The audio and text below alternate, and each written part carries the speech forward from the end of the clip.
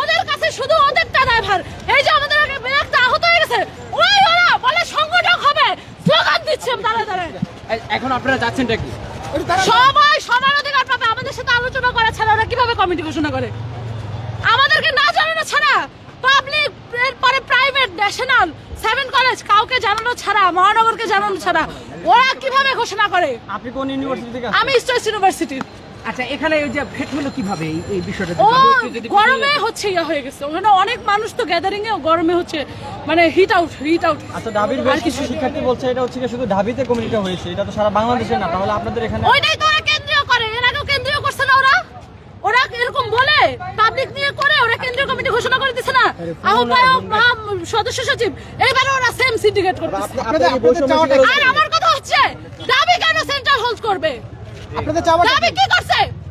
মধুর ক্যান্টিনে হয়েছিল আন্দোলন, আমাদের রাস্তায় আমাদের পিছনে দাঁড়ায় ছিল। মহানগরের ড্যামরা, যাত্রাবাড়ি, স্টাফ কোয়ার্টার থেকে শুরু করে উত্তরা, বনশ্রী, রামপুরা, বসুন্ধরা, বীরপুর, এসব জায়গায় আন্দোলন হয়েছে। ওদের এটা সেন্ট্রাল হয় কিভাবে?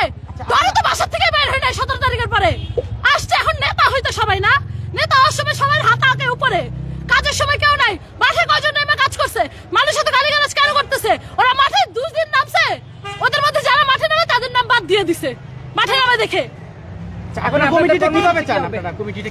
কমিটিতে রিফাত রশিদকে থাকতে হবে, প্রাইভেটের একজন থাকবে, মহানগরের 20% থাকবে, পুরা প্রাইভেটের 40% থাকবে, তারপর হচ্ছে পাবলিক যেগুলো আছে ওইখান থেকে 20% থাকবে।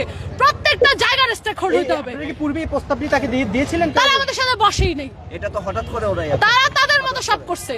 আমরা যখন খবর পাইছি, অবশ্যই এটা ডাবিয়ানদের বৈষম্য, এটা বা বৈষম্য বিরোধীর বৈষম্য না, এটা ডাবিয়ানদের বৈষম্য। স্পষ্ট বলে দিতে চাই, আপু জানতে চাই ছোট করে এর ভিতরে কোনো চক্রান্ত আছে কি? সেটা তো তারা জানে, তাদেরকে জিজ্ঞেস করবেন। ডাবিয়ান যারা এইসব গেম খেলছে তাদেরকে জিজ্ঞেস করবেন তাদের চক্রান্ত কি। ভিতরে এখনো বসে আসছে, তারা পারতো না বের হয়ে আমাদের সাথে কথা বলার? তারা পারতো না আমাদেরকে ডেকে ভিতরে নেওয়ার? তারা ভিতরে সুন্দর করে চতুর্দিকে ব্যারিকেড দিয়ে বসে আছে। কেন ভাই এত ভয় পান কেন? রাজপথের না সৈনিক? রাজপথে তো আপনাদের সাথে দেখা হয়নি আমাদের।